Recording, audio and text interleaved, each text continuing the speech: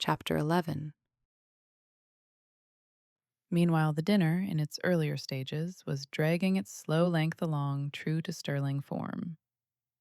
The room was chilly, in spite of the calendar, and Aunt Alberta had the gas logs lighted. Everybody in the clan envied her those gas logs, except Valancy. Glorious open fires blazed in every room of her blue castle when autumnal nights were cool, but she would have frozen to death in it before she would have committed the sacrilege of a gas log. Uncle Herbert made his hearty perennial joke when he helped Aunt Wellington to the cold meat. "Mary, will you have a little lamb?" Aunt Mildred told the same old story of once finding a lost ring in a turkey's crop. Uncle Benjamin told his favorite prosy tale of how he had once chased and punished a now famous man for stealing apples. Second cousin Jane described all her sufferings with an ulcerating tooth. Aunt Wellington admired the pattern of Aunt Alberta's silver beads and lamented the fact that one of her own had been lost. "It spoiled the set. I could never get it matched. And it was my wedding present from dear old Aunt Matilda." Aunt Isabel thought the seasons were changing and couldn't imagine what had become of our good old-fashioned springs. Cousin Georgiana, as usual, discussed the last funeral and wondered, audibly, which of us will be the next to pass away. Cousin Georgiana could never say anything as blunt as die. Valancy thought she could tell her, but didn't. Cousin Gladys, likewise as usual, had a grievance. Her visiting nephews had nipped all the buds off her houseplants and chivied her brood of fancy chickens. Squeezed some of them actually to death, my dear. "Boys will be boys," reminded Uncle Herbert tolerantly. "But they needn't be ramping, rampageous animals," retorted Cousin Gladys, looking round the table for appreciation of her wit. Everybody smiled, except Valancy. Cousin Gladys remembered that.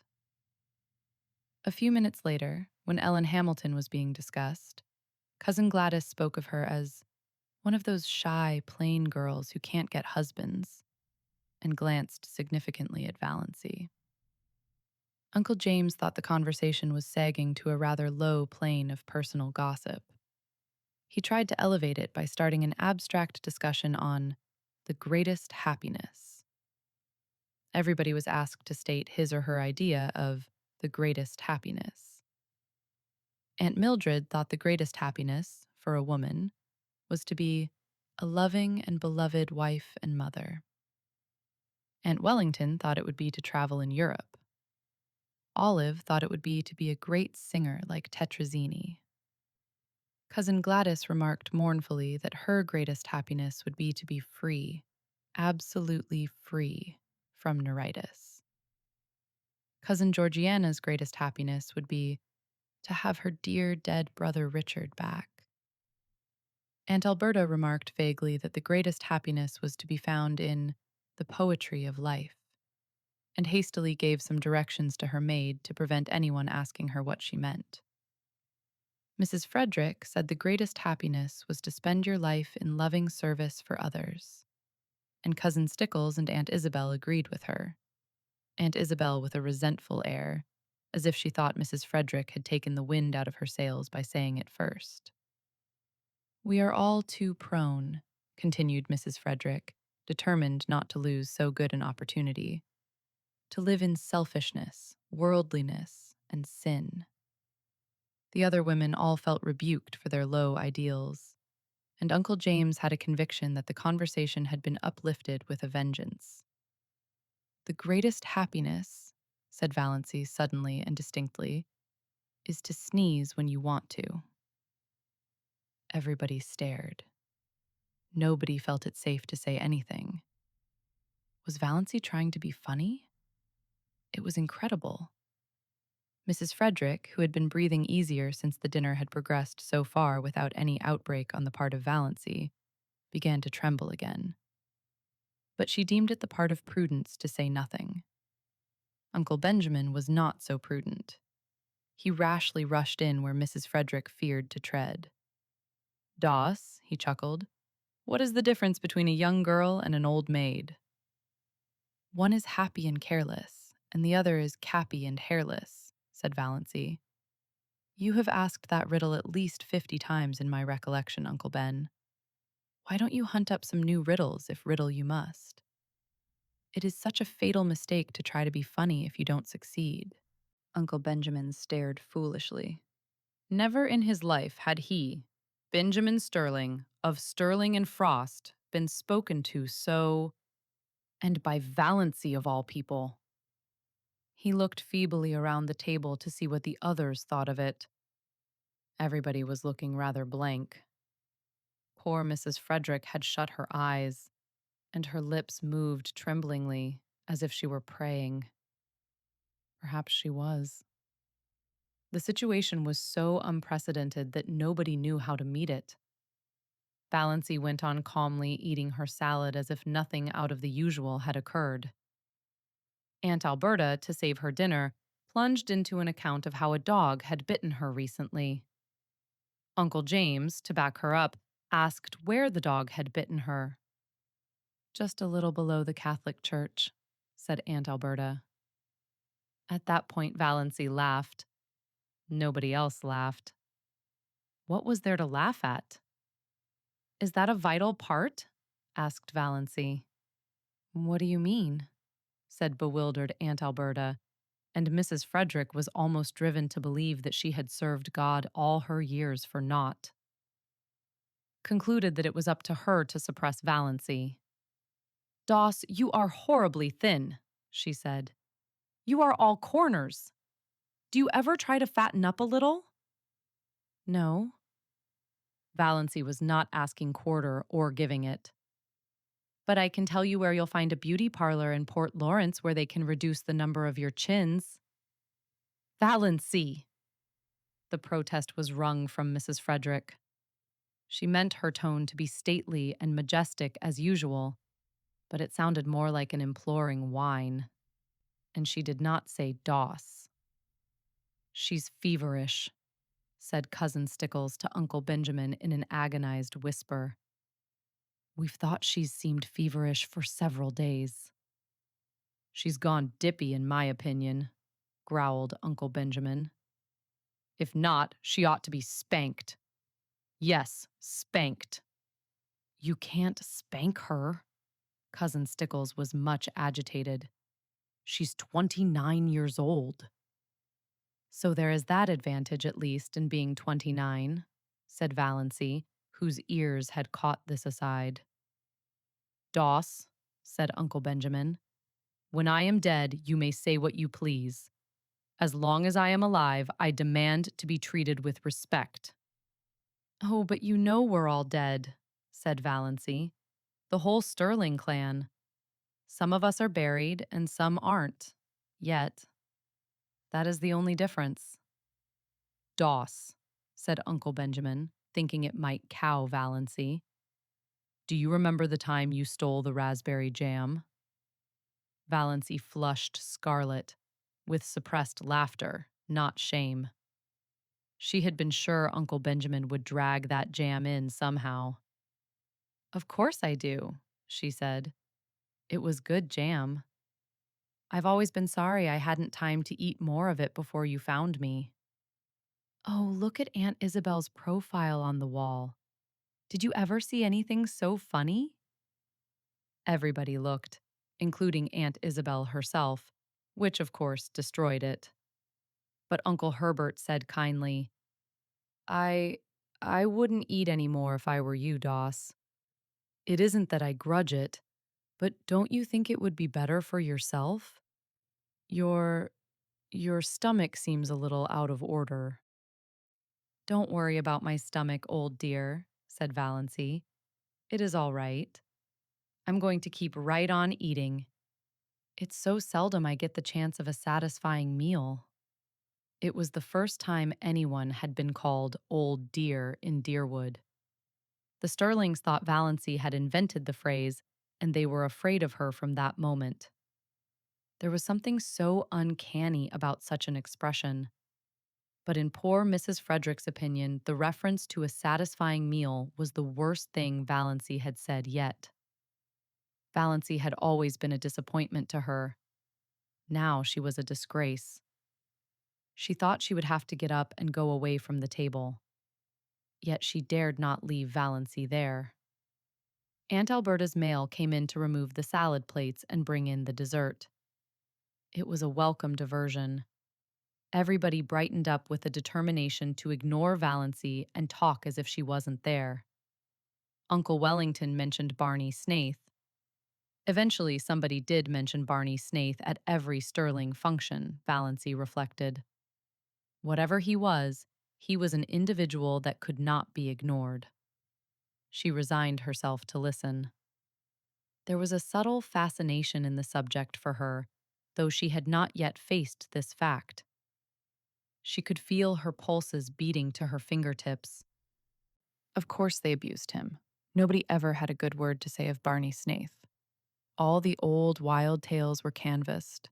The defaulting, cashier, counterfeiter, infidel, murderer in hiding legends were thrashed out. Uncle Wellington was very indignant that such a creature should be allowed to exist at all in the neighborhood of Deerwood. He didn't know what the police at Port Lawrence were thinking of. Everybody would be murdered in their beds some night. It was a shame that he should be allowed to be at large after all that he had done. "What has he done?" asked Valancy suddenly. Uncle Wellington stared at her, forgetting that she was to be ignored. Done. Done. He's done everything. "What has he done?" repeated Valancy inexorably. "What do you know that he has done? You're always running him down. And what has ever been proved against him?" "I don't argue with women," said Uncle Wellington, "and I don't need proof. When a man hides himself up there on an island in Muskoka, year in and year out, and nobody can find out where he came from, or how he lives, or what he does there, that's proof enough. Find a mystery, and you find a crime." "The very idea of a man named Snaith," said second cousin Sarah. "Why, the name itself is enough to condemn him." "I wouldn't like to meet him in a dark lane," shivered cousin Georgiana. "What do you suppose he would do to you?" asked Valancy. "Murder me," said cousin Georgiana solemnly. "Just for the fun of it?" suggested Valancy. "Exactly," said cousin Georgiana unsuspiciously. "When there is so much smoke, there must be some fire. I was afraid he was a criminal when he came here first. I felt he had something to hide. I am not often mistaken in my intuitions." "Criminal? Of course he's a criminal," said Uncle Wellington. "Nobody doubts it," glaring at Valancy. "Why, they say he served a term in the penitentiary for embezzlement. I don't doubt it. And they say he's in with that gang that are perpetrating all those bank robberies round the country." "Who say?" asked Valancy. Uncle Wellington nodded his ugly forehead at her. What had got into this confounded girl anyway? He ignored the question. "He has the identical look of a jailbird," snapped Uncle Benjamin. "I noticed it the first time I saw him. A fellow by the hand of nature marked, quoted and signed to do a deed of shame," declaimed Uncle James. He looked enormously pleased over managing to work that quotation in at last.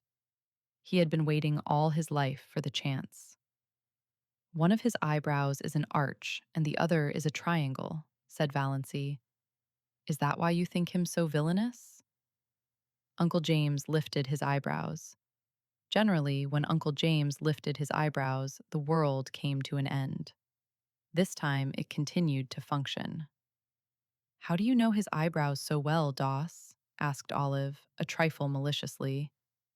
Such a remark would have covered Valancy with confusion 2 weeks ago, and Olive knew it. "Yes, how?" demanded Aunt Wellington. "I've seen him twice, and I looked at him closely," said Valancy composedly. "I thought his face the most interesting one I ever saw." "There is no doubt there is something fishy in the creature's past life," said Olive, who began to think she was decidedly out of the conversation. which had centered so amazingly around Valancy. But he can hardly be guilty of everything he's accused of, you know. Valancy felt annoyed with Olive. Why should she speak up in even this qualified defense of Barney Snaith? What had she to do with him? For that matter, what had Valancy? But Valancy did not ask herself this question. They say he keeps dozens of cats in that hut up back on Mistawis, said second cousin Sarah Taylor, by way of appearing not entirely ignorant of him. Cats. It sounded quite alluring to Valancy, in the plural. She pictured an island in Muskoka haunted by pussies. That alone shows there is something wrong with him, decreed Aunt Isabel. People who don't like cats, said Valancy, attacking her dessert with a relish, always seem to think that there is some peculiar virtue in not liking them. The man hasn't a friend except Roaring Abel, said Uncle Wellington. And if Roaring Abel had kept away from him, as everybody else did, it would have been better for some members of his family. Uncle Wellington's rather lame conclusion was due to a marital glance from Aunt Wellington, reminding him of what he had almost forgotten, that there were girls at the table. "If you mean," said Valancy passionately, "that Barney Snaith is the father of Cecily Gay's child, he isn't. It's a wicked lie." In spite of her indignation, Valancy was hugely amused at the expression of the faces around that festal table. She had not seen anything like it since the day, 17 years ago, when at Cousin Gladys's thimble party, they discovered that she had got something in her head at school. Lice in her head. Valancy was done with euphemisms. Poor Mrs. Frederick was almost in a state of collapse. She had believed, or pretended to believe, that Valancy still supposed that children were found in parsley beds. "Hush, hush," implored Cousin Stickles. "I don't mean to hush," said Valancy perversely. "I've hush-hushed all my life. I'll scream if I want to. Don't make me want to. And stop talking nonsense about Barney Snaith." Valancy didn't exactly understand her own indignation. What did Barney Snaith's imputed crimes and misdemeanors matter to her? And why, out of them all, did it seem most intolerable that he should have been poor, pitiful little Cecily Gay's false lover? For it did seem intolerable to her. She did not mind when they called him a thief and a counterfeiter and jailbird, but she could not endure to think that he had loved and ruined Cecily Gay. She recalled his face on the 2 occasions of their chance meetings, his twisted, enigmatic, engaging smile, his twinkle, his thin, sensitive, almost ascetic lips, his general air of frank daredeviltry. A man with such a smile and lips might have murdered or stolen, but he could not have betrayed. She suddenly hated everyone who said it or believed it of him. "When I was a young girl, I never thought or spoke about such matters, Doss," said Aunt Wellington crushingly. "But I'm not a young girl," retorted Valancy, uncrushed. "Aren't you always rubbing that into me? And you are all evil-minded, senseless gossips. Can't you leave poor Sissy Gay alone? She's dying. Whatever she did, God or the devil has punished her enough for it. You needn't take a hand, too. As for Barney Snaith, the only crime he has been guilty of is living to himself and minding his own business. He can, it seems, get along without you. Which is an unpardonable sin, of course, in your little snobocracy." Valancy coined that concluding word suddenly and felt that it was an inspiration. That was exactly what they were, and not one of them was fit to mend another. "Valancy, your poor father would turn over in his grave if he could hear you," said Mrs. Frederick. "I dare say he would like that for a change," said Valancy brazenly.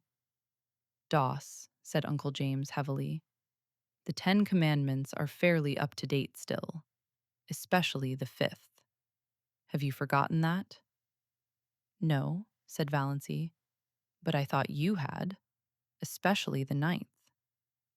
Have you ever thought, Uncle James, how dull life would be without the Ten Commandments? It is only when things are forbidden that they become fascinating. But her excitement had been too much for her. She knew, by certain unmistakable warnings, that one of her attacks of pain was coming on. It must not find her there. She rose from her chair. I am going home now. I only came for the dinner. It was very good, Aunt Alberta, although your salad dressing is not salt enough, and a dash of cayenne would improve it. None of the flabbergasted silver wedding guests could think of anything to say until the lawn gate clanged behind Valancy in the dusk. Then, she's feverish. I've said right along she was feverish, moaned Cousin Stickles. Uncle Benjamin punished his pudgy left hand fiercely with his pudgy right. She's dippy. I tell you she's gone dippy, he snorted angrily. That's all there is about it. Clean dippy. Oh, Benjamin, said Cousin Georgiana soothingly, don't condemn her too rashly. We must remember what dear old Shakespeare says, that charity thinketh no evil. Charity, poppycock, snorted Uncle Benjamin. I never heard a young woman talk such stuff in my life as she just did. Talking about things she ought to be ashamed to think of, much less mention. Blaspheming. Insulting us. What she wants is a generous dose of spankweed, and I'd like to be the one to administer it. Uncle Benjamin gulped down the half of a scalding cup of coffee. Do you suppose that the mumps could work on a person that way? Wailed Cousin Stickles. I opened an umbrella in the house yesterday, sniffed Cousin Georgiana. I knew it betokened some misfortune. Have you tried to find out if she has a temperature? Asked Cousin Mildred. She wouldn't let Amelia put the thermometer under her tongue, whimpered Cousin Stickles. Mrs. Frederick was openly in tears. All her defenses were down. I must tell you, she sobbed, that Valancy has been acting very strangely for over 2 weeks now. She hasn't been a bit like herself. Christine could tell you. I have hoped against hope that it was only one of her colds coming on. But it is. It must be something worse. This is bringing on my neuritis again, said Cousin Gladys, putting her hand to her head. Don't cry, Amelia, said Herbert kindly, pulling nervously at his spiky gray hair. He hated family ructions. Very inconsiderate of Doss to start one at his silver wedding. Who could have supposed she had it in her? You'll have to take her to a doctor. This may be only a brainstorm. There are such things as brainstorms nowadays, aren't there? I suggested consulting a doctor to her yesterday, moaned Mrs. Frederick, and she said she wouldn't go to a doctor. Wouldn't. Oh, surely I have had trouble enough. And she won't take Redfern's bitters? Said Cousin Stickles. Or anything, said Mrs. Frederick. And she's determined to go to the Presbyterian church, said Cousin Stickles, repressing, however, to her credit be it said, the story of the banister. That proves she's dippy, growled Uncle Benjamin. I noticed something strange about her the minute she came in today. I noticed it before today. Everything she said today showed an unbalanced mind. That question, was it a vital part? Was there any sense at all in that remark? None whatever. There never was anything like that in the Stirlings. It must be from the Wansberras. Poor Mrs. Frederick was too crushed to be indignant. I never heard of anything like that in the Wansberras, she sobbed. Your father was odd enough, said Uncle Benjamin. Poor Pa was peculiar, admitted Mrs. Frederick tearfully, but his mind was never affected. He talked all his life exactly as Valancy did today, retorted Uncle Benjamin, and he believed he was his own great-great-grandfather born over again. I've heard him say it. Don't tell me that a man who believed a thing like that was ever in his right senses. Come, come, Amelia, stop sniffling. Of course Doss has made a terrible exhibition of herself today, but she's not responsible. Old maids are apt to fly off at a tangent like that. If she had been married when she should have been, she wouldn't have got like this. Nobody wanted to marry her, said Mrs. Frederick, who felt that somehow Uncle Benjamin was blaming her. Well, fortunately, there's no outsider here, snapped Uncle Benjamin. We may keep it in the family yet. I'll take her over to see Dr. Marsh tomorrow. I know how to deal with pig-headed people. Won't that be best, James? We must have medical advice, certainly, Uncle James. Well, that's settled. In the meantime, Amelia, act as if nothing had happened and keep an eye on her. Don't let her be alone. Above all, don't let her sleep alone. Renewed whimpers from Mrs. Frederick. I can't help it. Night before last, I suggested she'd better have Christine sleep with her. She positively refused and locked her door. Oh, you don't know how she's changed. She won't work. At least she won't sew. She does her usual housework, of course. But she wouldn't sweep the parlor yesterday morning, though we always sweep it on Thursdays. She said she'd wait till it was dirty. Would you rather sweep a dirty room than a clean one? I asked her. She said, Of course. I'd see something for my labor then. Think of it. Uncle Benjamin thought of it. The jar of potpourri has disappeared from her room. I found the pieces in the next lot. She won't tell us what happened to it. I should never have dreamed it of Doss, said Uncle Herbert. She has always seemed such a quiet, sensible girl. A bit backward, but sensible. The only thing you can be sure of in this world is the multiplication table, said Uncle James, feeling cleverer than ever. Well, let's cheer up, Uncle Benjamin. Why are chorus girls like fine stock raisers? Why? Asked Cousin Stickles, since it had to be asked and Valancy wasn't there to ask it. Like to exhibit calves, chuckled Uncle Benjamin. Cousin Stickles thought Uncle Benjamin a little indelicate, before Olive, too. But then he was a man. Uncle Herbert was thinking that things were rather dull now that Doss had gone. Thank you for joining me once again here on She Reads Tales. Today's chapter marks a quiet but unforgettable turning point in Valancy's life. A single evening, an unexpected dinner, and the courage to finally speak her own thoughts have begun to break the invisible chains that have bound her for so many years. Sometimes the smallest act of honesty can change the course of an entire life. In our next episode, we'll continue with chapters 12, 13, and 14, where the consequences of Valancy's newfound courage begin to unfold. As she faces illness, family opposition, and an unexpected encounter that will shape her future, her journey toward freedom takes another remarkable step. If you enjoyed today's reading, I'd truly appreciate it if you left a like, subscribed to She Reads Tales, and shared your favorite moment from today's chapter in the comments below. Reading your thoughts and reflections is one of the greatest joys of creating this series, and your support helps more readers discover these timeless classics. Until next time, take care, and I'll see you in episode 7.